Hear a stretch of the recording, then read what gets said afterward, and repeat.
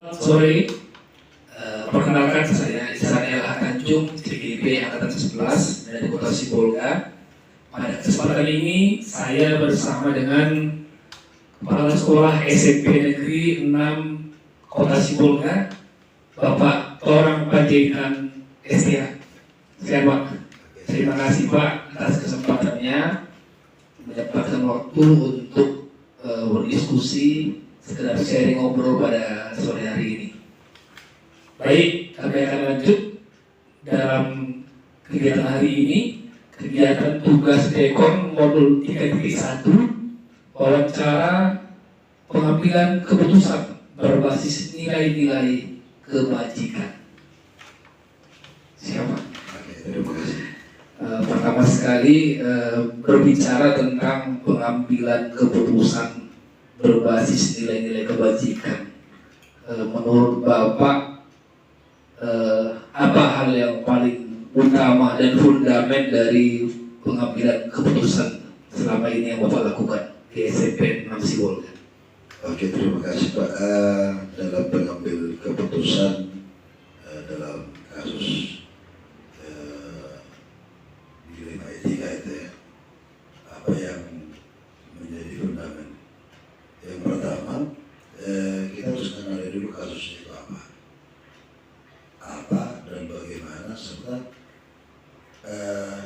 ada nggak nilai-nilai yang universal yang saling bertentangan dalam kasus itu.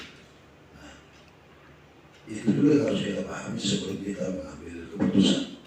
Nah, itu menjadi dasar kita berpijak. Lalu apa yang kita harapkan dari pengambilan keputusan itu menjadi penting.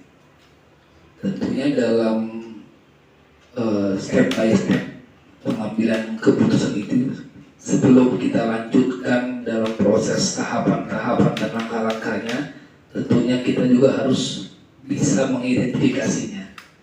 Selama ini bagaimana Bapak dapat mengidentifikasi kasus-kasus yang merupakan dilema etika atau bujukan moral di sekolah yang Bapak pimpin?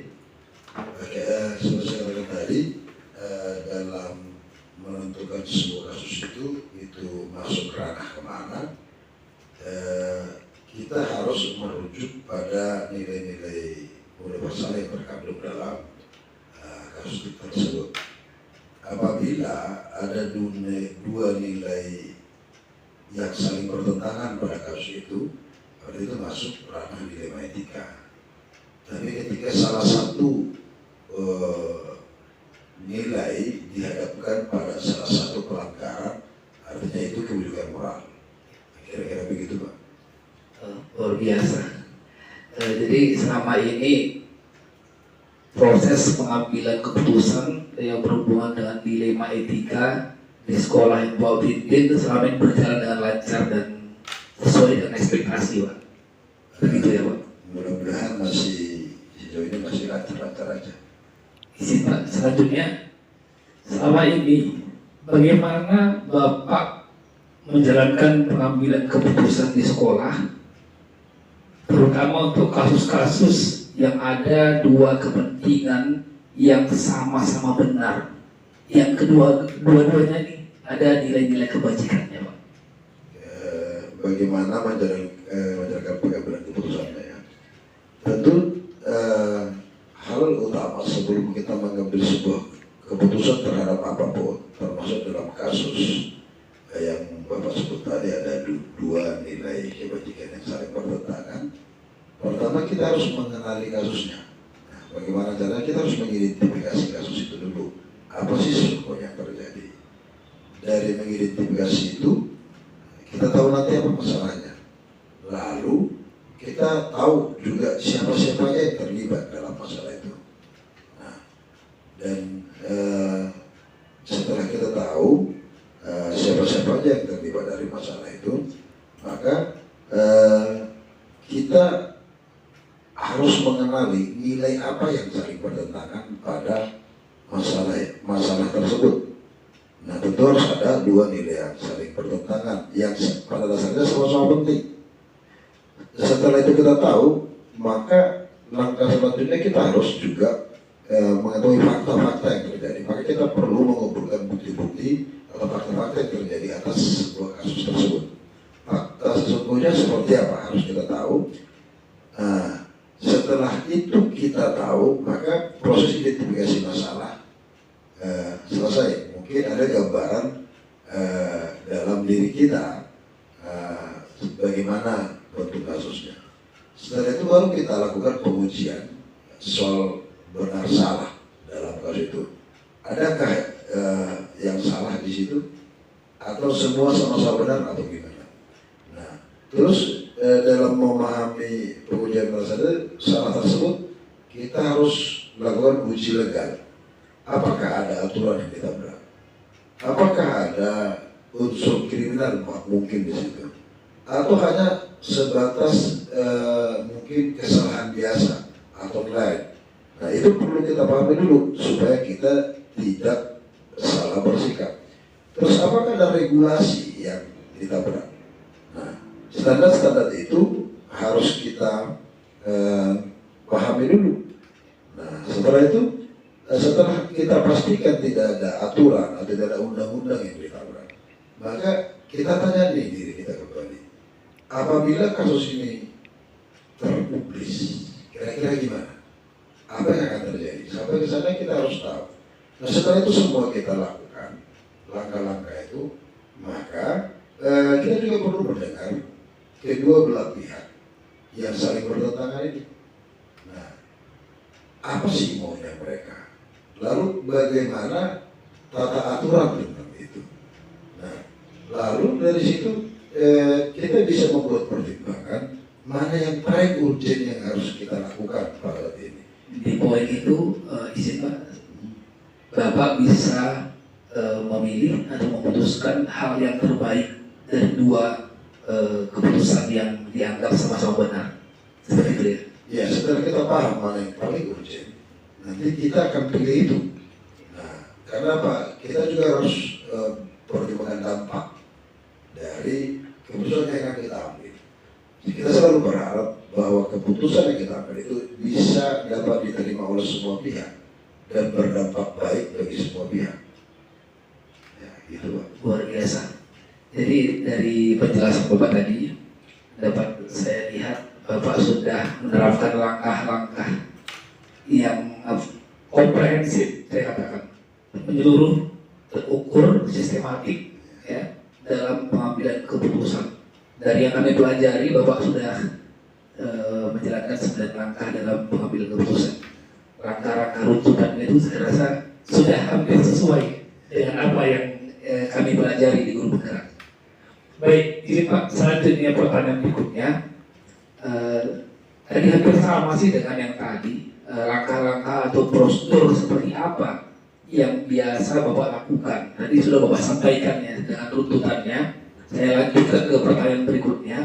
Hal-hal apa saja yang selama ini Bapak anggap efektif dalam pengambilan keputusan pada kasus dilema etika ini? Hal-hal yang dianggap efektif.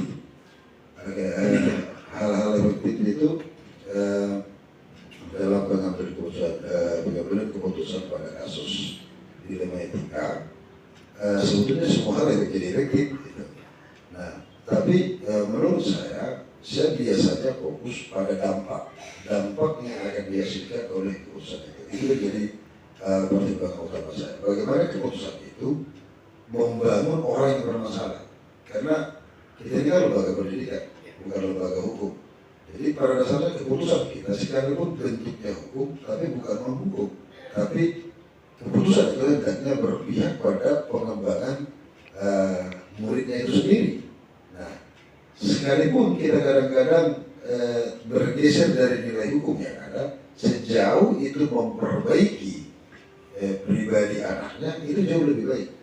Tapi izin Pak, dalam kenyataannya saya melihat banyak ini segala keputusan itu banyak yang katanya berpihak pada murid, ternyata berpihak pada sekolah.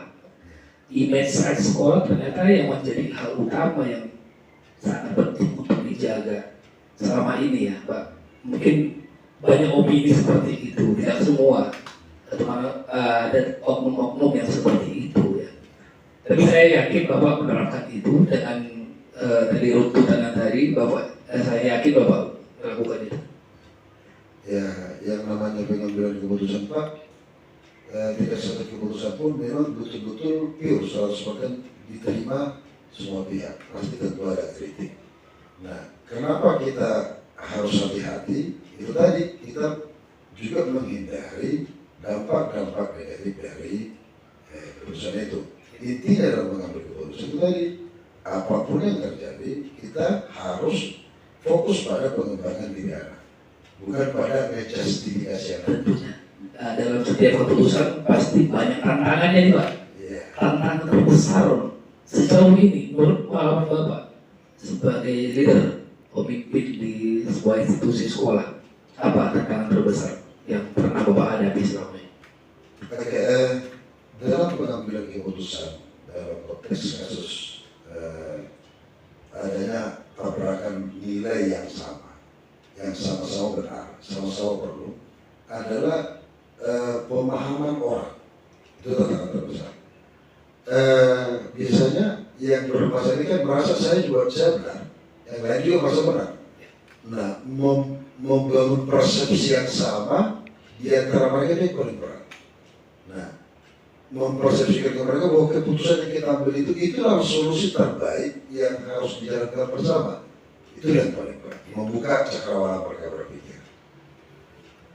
Nah, tentunya yang selanjutnya, pertanyaan berikutnya, apakah Bapak memiliki sebuah jadwal tertentu atau momen tertentu yang dipersiapkan untuk menyelesaikan sebuah masalah agar kiranya masalah ini dapat diselesaikan dengan clear dan tenang?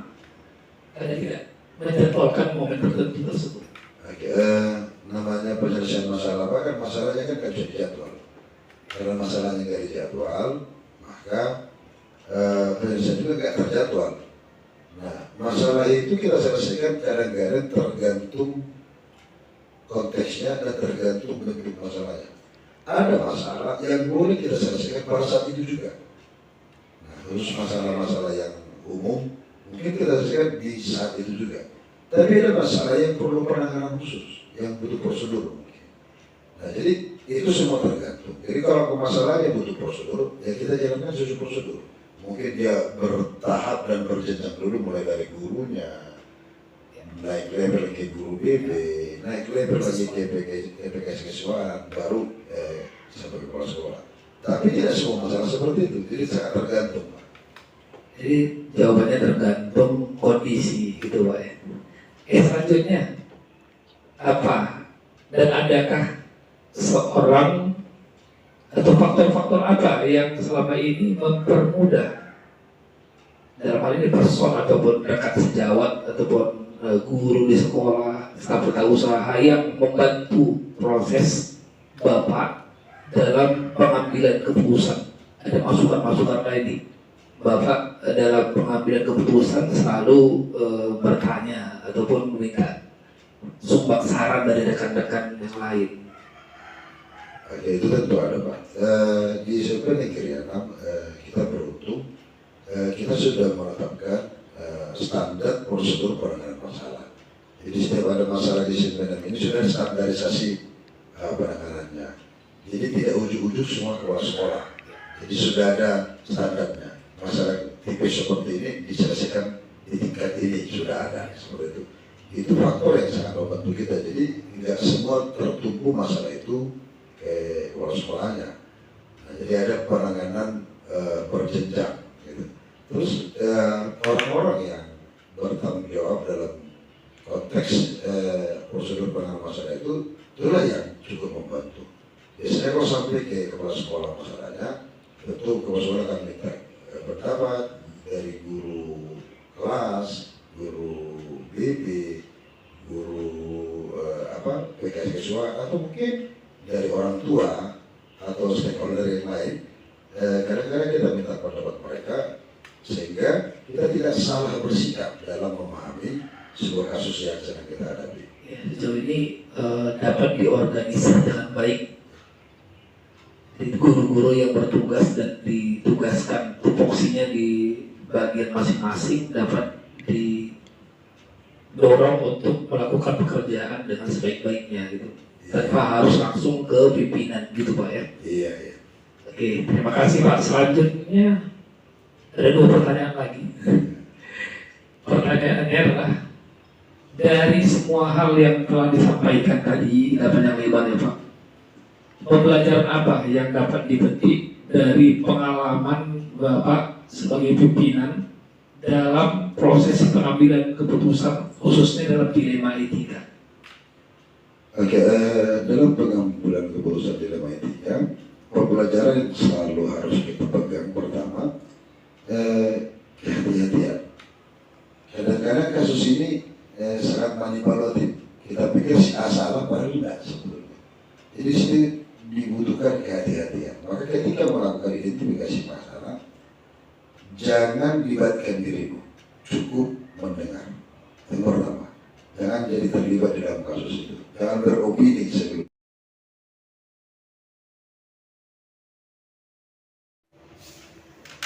Dari semua hal yang tadi disampaikan, dari sepanjang lebar nih Pak, luar biasa inspirasi Bapak sampaikan. Pembelajaran apa yang dapat Bapak petik dari seluruh overall pengalaman Bapak selama menjadi leader, ada pemimpin di SMP 6 Sibolga ini, terutama dalam pengambilan keputusan yang berhubungan dengan dilema etika? Di situ. Dari semua yang kita ceritakan tadi, dalam mengambil sebuah keputusan, khususnya dalam kasus-kasus yang dilematis, apalagi opsi-opsi yang kita lakukan itu semua benar, kita perlu sangat hati-hati, perlu berpikir dampak, perlu berpikir juga manfaat dan segala macam. Intinya ada kehati-hatian di situ, sehingga dengan begitu kita butuh informasi yang betul-betul fix, yang bisa kita yakini agar mampu melahirkan sebuah keputusan yang menenangkan semua pihak. Di situ kata kuncinya. Keputusan untuk semua, tidak berpihak kepada golongan apapun, siapapun itu. Semua menang, tidak ada yang kalah. Iya, seperti itu Pak ya. Berpihak pada murid, berpihak pula pada seluruhnya. Seperti itu ya. Baik, mungkin itu saja Pak yang menjadi pertanyaan kita pada pertemuan kali ini. Jadi di ujung pertemuan ini ada sebuah pertanyaan lagi yang ingin saya sampaikan tentang mengamati permasalahan yang terjadi, mengumpulkan informasi yang faktual, dan menentukan suatu keputusan yang mengacu berdasarkan peraturan apakah seluruhnya telah Bapak lakukan secara sistematis dan beruntun. Selama ini kita berusaha melakukannya memang terstruktur. Karena kalau kita lompat-lompat, bisa informasinya jadi tidak benar. Jadi kita harus lakukan terstruktur, kita harus identifikasi dari awal, kita harus sesuaikan dia dengan aturan yang ada. Kita harus pahami juga dampak yang akan muncul ketika kita buat sebuah keputusan. Nah, jangan putuskan dulu baru lihat dampak, itu bisa bahaya. Harus kita tahu dulu kalau saya buat A akan seperti apa, kalau opsi B seperti apa, harus kita pertimbangkan. Ya, terima kasih Pak Torang Panjaitan. Dari yang saya dapatkan tadi, inspirasi yang saya dapatkan dan hal-hal yang Bapak sampaikan, pengalaman Bapak selaku pemimpin di SMP 6 Sibolga, Bapak telah menerapkan paradigma dalam pengambilan keputusan. Selanjutnya Bapak juga menerapkan prinsip-prinsip dalam pengambilan keputusan dan langkah-langkah lutut dalam mengambil sebuah keputusan yang berpihak pada semua. Terima kasih Pak atas kesempatannya. Senang kiranya bisa berbincang-bincang dengan Bapak. Jika nanti ada waktu luang dan kesempatan, kita bisa ketemu kembali. Terima kasih Pak. Sukses selalu Pak. Demikian diskusi kami bersama dengan Kepala Sekolah SMP 6 Sibolga Bapak Torang Panjaitan STH. Sampai jumpa lagi.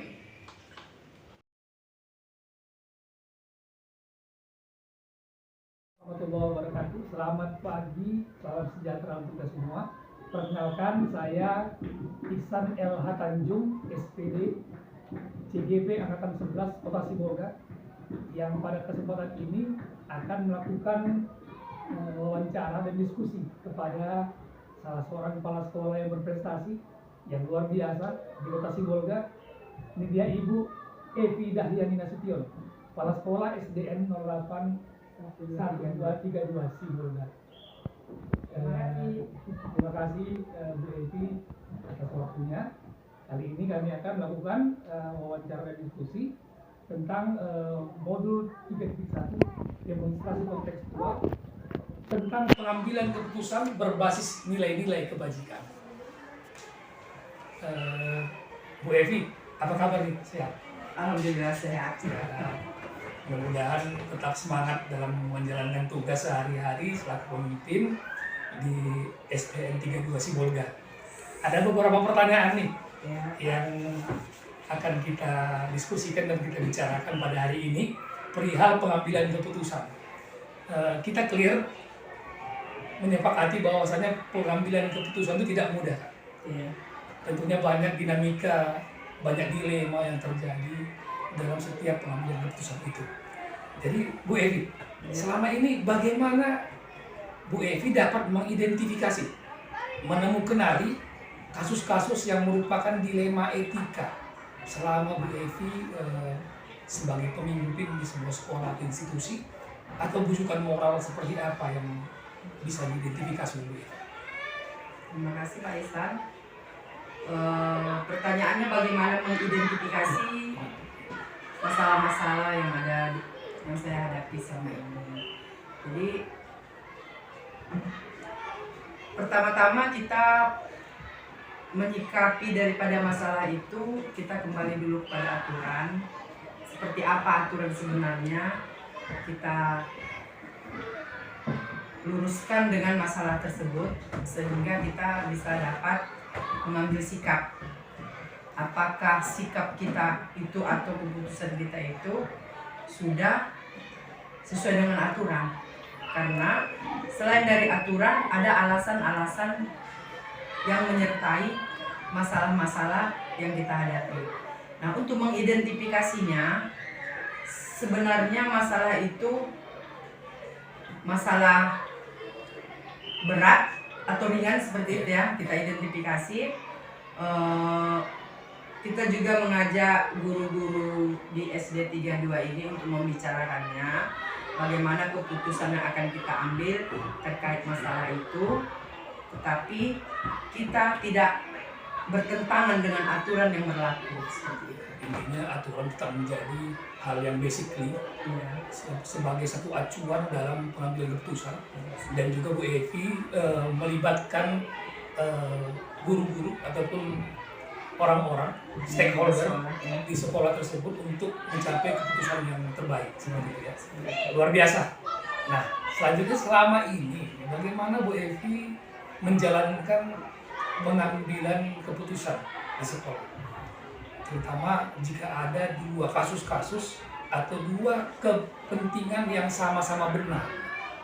Ini kan sangat dilematis. Bagaimana nih? Ada tips ataupun hal-hal yang strategis yang pernah Bu Evi lakukan? Ya, terima kasih Pak Ihsan. Ada dua masalah yang kita lihat sama-sama benar. Sama-sama benar itu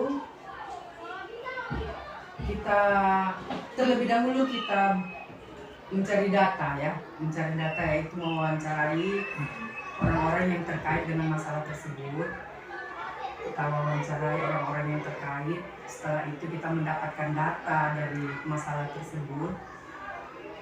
Baru kembali kita ajak guru yang senior atau guru yang bisa kita anggap, kita ajak diskusi lah mengenai masalah itu bagaimana, sehingga terhadap masalah ini dan masalah yang satu lagi tetap kita memberikan keputusan yang terbaik bagi mereka. Jadi jangan kita bertentangan dengan aturan, dan orang yang kita putuskan masalahnya itu tetap merasakan kepuasan atas putusan yang kita ambil.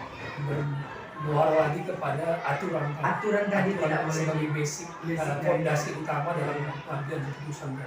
Dan juga Ibu Evi menyampaikan juga tadi bahwa tetap juga harus melibatkan banyak orang. Artinya tidak boleh sendiri ya. Tetap secara organisasi juga kita harus saling terkait, saling komunikatif dan kolaboratif seperti itu, berpihak kepada semua. Dan setiap masa itu beda-beda orang yang akan kita ajak diskusi, ya kan?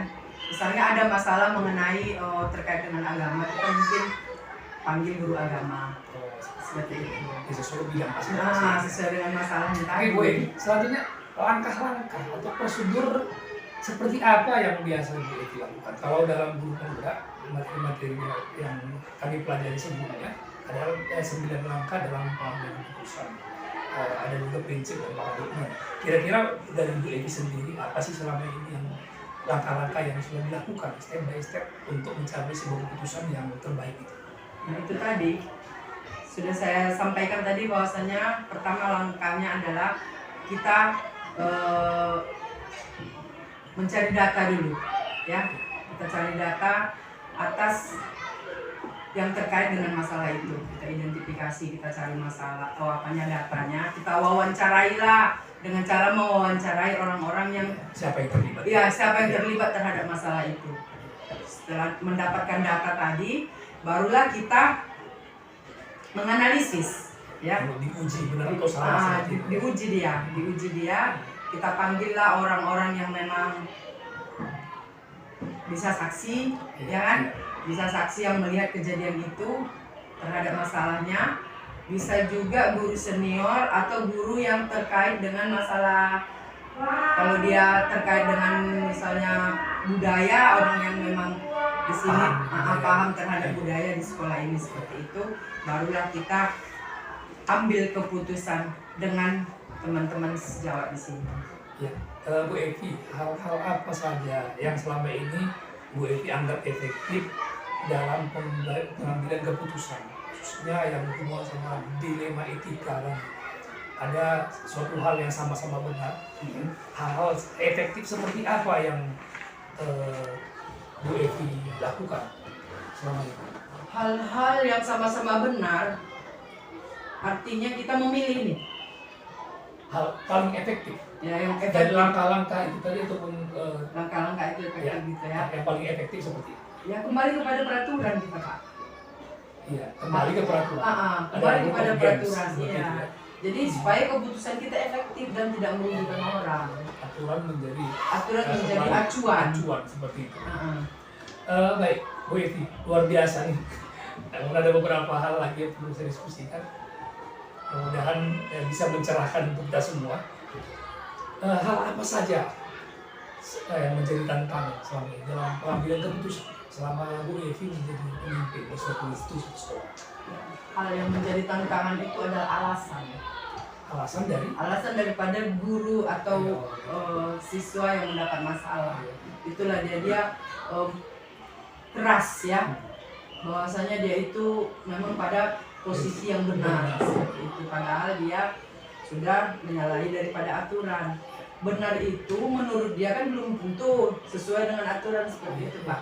Jadi tantangannya itu ya itu tadi ego daripada jadi tapi selama ini setelah kita menjelaskan dan musyawarah duduk bersama, mudah-mudahan orang yang mendapat masalah tersebut bisa kita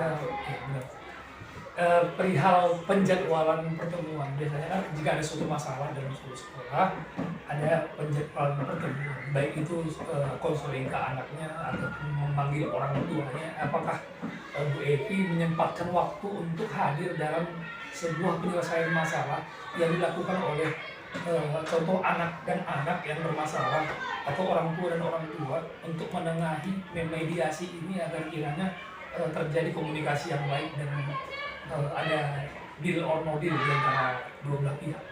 Kalau mengenai jadwal Pak, kita ada yang memang ketika masalah itu terjadi orang tuanya langsung dipanggil, ada dijadwalkan besok ya, misalnya hari Selasa, hari ini hari Senin, Rabu saja kita panggil seperti itu. Insya Allah kalau saya lagi di sini kita tetap ikut dalam pertemuan itu Pak. Ya, luar biasa. Untuk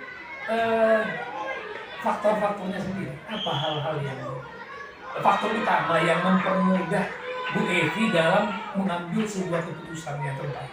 Faktor yang paling mendukung, hal yang paling mendukung sekali. Apa itu dari rekan sejawatnya atau dari